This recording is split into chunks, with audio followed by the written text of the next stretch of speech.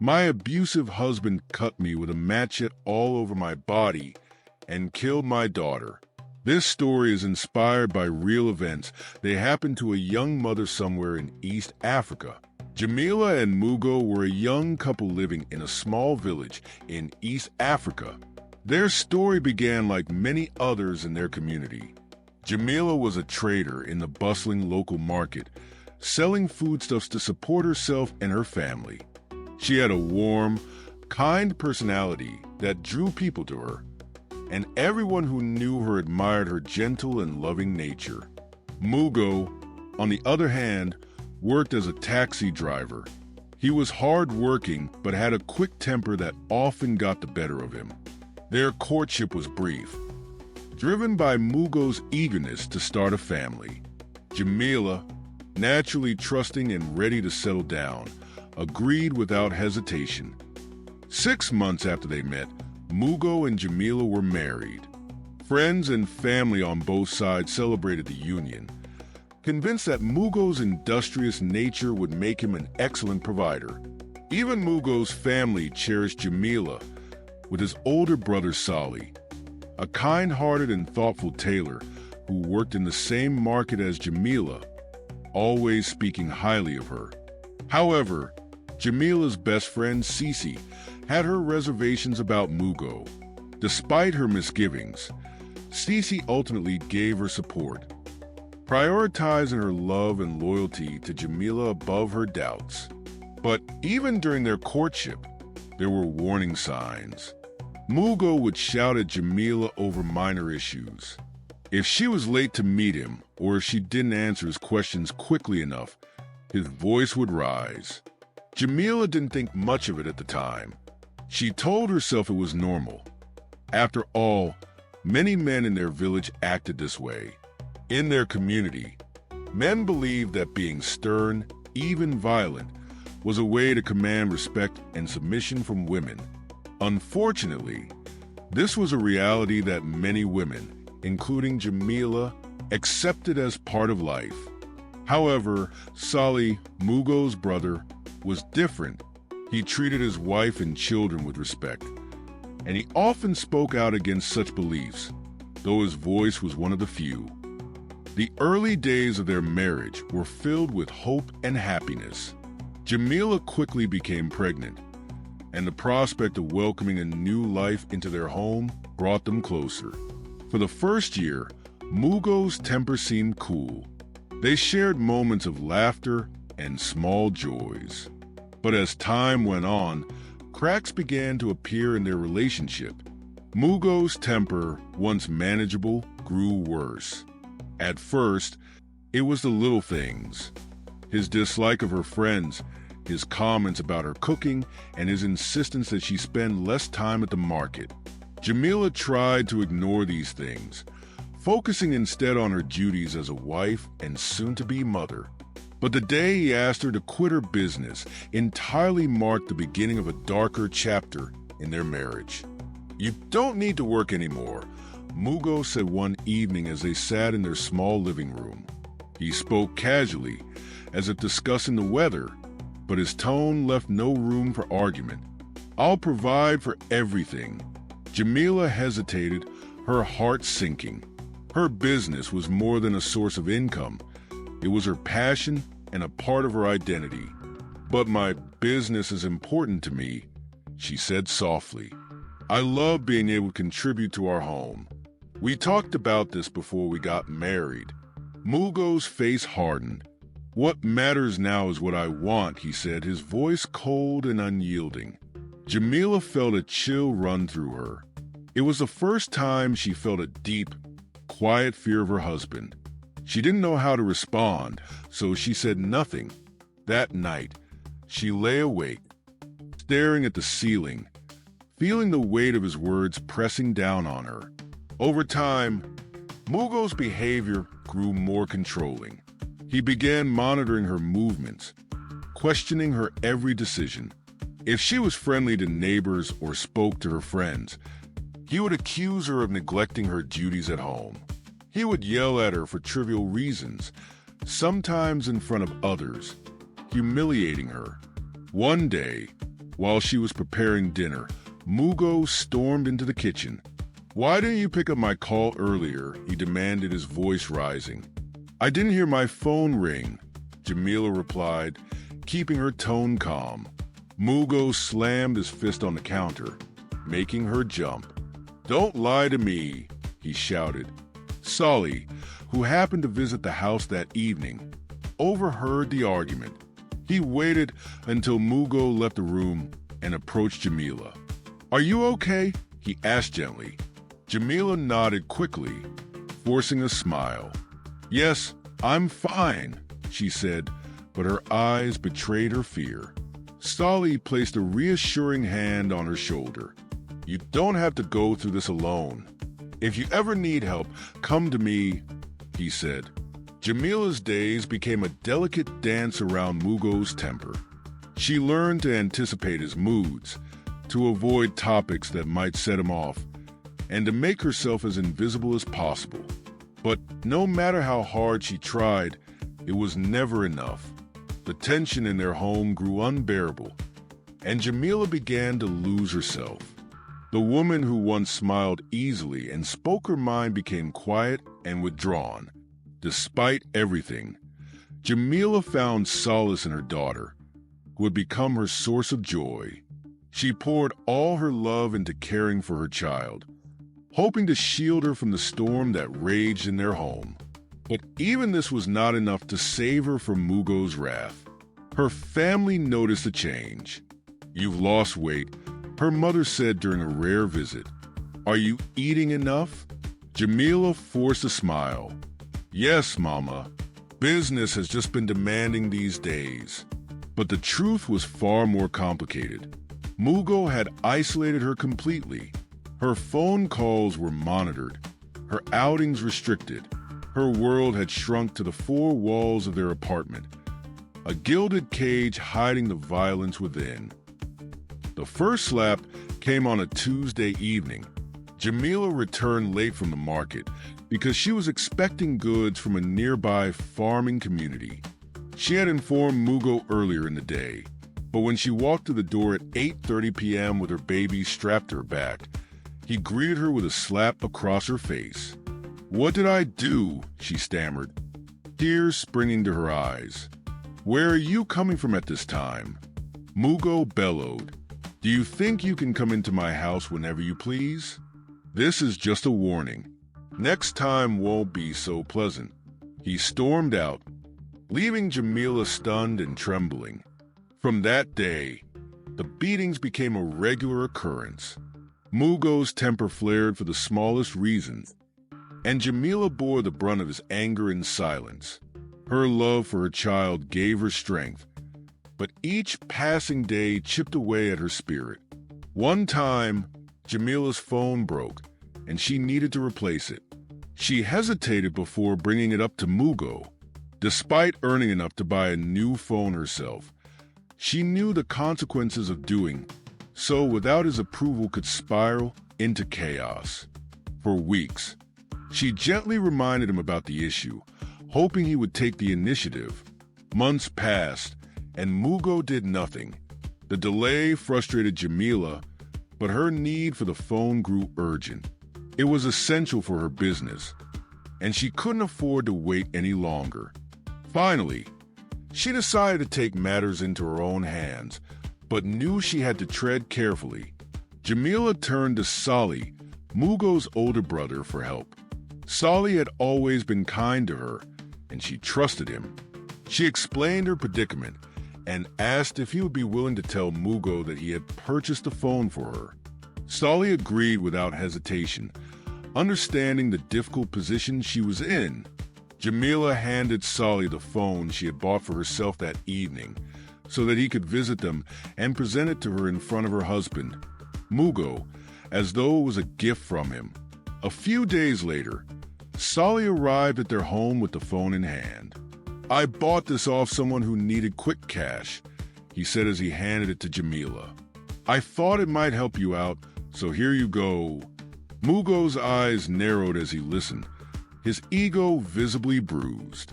He didn't like the idea of someone else stepping in to provide for his household, but he couldn't openly object. Solly was his elder brother, and even Mugo wasn't bold enough to challenge him. Jamila held her breath, waiting for Mugo's reaction. To her relief, he simply nodded and muttered a terse thank you to Solly. Once Solly left, however, Mugo's mood darkened. Though he didn't say anything immediately, Jamila could feel the storm brewing beneath the surface. For the time being, she was allowed to keep the phone, but Jamila knew this small victory came at a cost. It was yet another reminder of how tightly Mugo sought to control every aspect of her life. Even the smallest act of independence had to be carefully planned, with layers of deception to avoid his wrath. When their daughter turned 2, Jamila discovered she was pregnant again. One day, Mugo requested a traditional dish for dinner. Though she was feeling weak from morning sickness, she forced herself to the kitchen, knowing what would happen if she refused. By evening, when Mugo returned and tasted the food, he became furious. "These taste terrible," he shouted. "You can't even do this right." Before Jamila could respond, he began beating her mercilessly. She fainted, collapsing onto the floor. Mugo left her there and walked out. The cries of their 2-year-old daughter alerted the neighbors, who rushed in and took Jamila to the hospital. By morning, she had suffered a miscarriage. Jamila wept bitterly upon hearing the news. Mugo offered an apology, but it was empty, devoid of sincerity. Jamila returned home a shadow of herself, broken in more ways than one. 2 weeks after her recovery, she resumed her business at the market. Her friend Cece, who sold at the stall next to hers, noticed the change in her. Jamila, once lively and cheerful, now looked pale and thin. One Sunday evening, Cece decided to visit Jamila at home, knowing Mugo would be out with friends. Jamila welcomed her with warmth, grateful for the company. It had been so long since anyone had visited her. After sharing a simple meal, Cece got to the point. "Jamie," she began, using her childhood nickname for Jamila, "you're not yourself. I had to come and see you because I'm worried. How do you plan to keep living like this? How do you plan to handle this before something worse happens?" Jamila's eyes filled with tears. "What can I do?" she whispered. "Almost all the men around here beat their wives. If I leave, people will say I'm not a good wife, that I couldn't handle normal marital challenges. Our marriage is only 3 years old." Cece's voice trembled with emotion. "What if something terrible happens to you? What will people's opinions matter then? You have your business, Jamie. You can take care of yourself and your child. Isn't it better to leave and be safe?" Jamila nodded slowly. "I know you're right. Let me try a little longer. If nothing changes, I promise I'll leave." Cece hugged her friend tightly, her heart heavy with worry. "I hope so," she said softly. As she left, she prayed Jamila would find the strength to save herself before it was too late. Upon Mugo's return from his hangout with his friends, he learned that Jamila had a visitor. A neighbor had told him. This did not sit well with Mugo. He had never liked Cece, as she never approved of their relationship when he first started courting Jamila.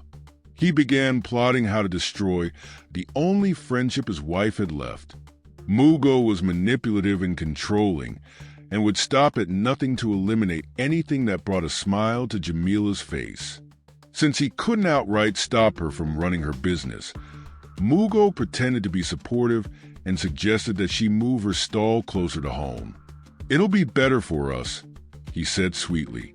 "I'll feel more at ease knowing you're nearby, and it'll be more convenient for you to look after the home." Jamila hesitated but eventually agreed, thinking Mugo's suggestion was well-intentioned. She believed this might be the beginning of a positive change in her husband. What she didn't realize was that Mugo's true intention was to isolate her from Cece and make their bond grow cold. A year passed after the miscarriage, and Jamila became pregnant again. This time, she gave birth to a healthy baby boy. The pregnancy was smooth, and she felt some hope return to her life. However, her joy was short-lived. After her maternity leave, Jamila resumed her business in the new location near their house. She couldn't stand idleness and loved the sense of independence her business gave her. Rumors began to circulate in the neighborhood that Mugo was involved with younger women. Jamila noticed the signs because he was rarely home, but she chose to focus on her children and business rather than confront him. She didn't want to stir trouble or add fuel to the fire. One day, a young man named Lindani walked into Jamila's shop. "Sister Jamila," he exclaimed in surprise. Lindani was her younger brother's childhood friend, and she hadn't seen him in years. Overjoyed, they exchanged greetings. Lindani explained that he had recently moved to the neighborhood because of his new job, which required him to be closer to work. Lindani became a regular at her shop. On his days off, he would sometimes stop by to chat or play with her children. Jamila enjoyed his visits, as they reminded her of happier times and gave her a sense of connection outside her home. However, someone in the neighborhood reported Lindani's frequent visits to Mugo, twisting the story to make it sound like an affair. When Mugo heard this, his face darkened with rage. Without waiting for explanations, he stormed into Jamila's shop that evening. Jamila was arranging items on the shelves when Mugo burst through the door. His eyes were wild with anger. "Who is this man I keep hearing about?" he yelled, his voice shaking the walls of the tiny shop. "You think you can embarrass me in my own neighborhood?" Jamila froze, her heart pounding. "Mugo, it's not what you think. Lindani is—" Before she could finish, Mugo grabbed her by the arm, his grip like iron. He shoved her hard against the shelves, sending items tumbling to the floor. The children, who were playing in the corner, began to cry. A few neighbors gathered outside, drawn by the commotion, but no one dared to intervene. Mugo's voice was a low growl. "This is your final warning. If I hear anything like this again, I won't be so kind." He stormed out, leaving Jamila trembling and bruised. As the neighbors whispered among themselves, Jamila picked up her children and walked home, tears streaming down her face.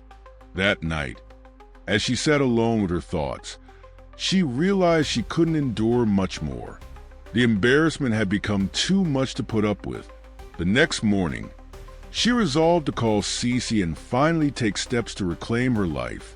Jamila's journey was far from over. The cracks in her life had become wide fissures, and every step forward seemed to place her closer to a precipice.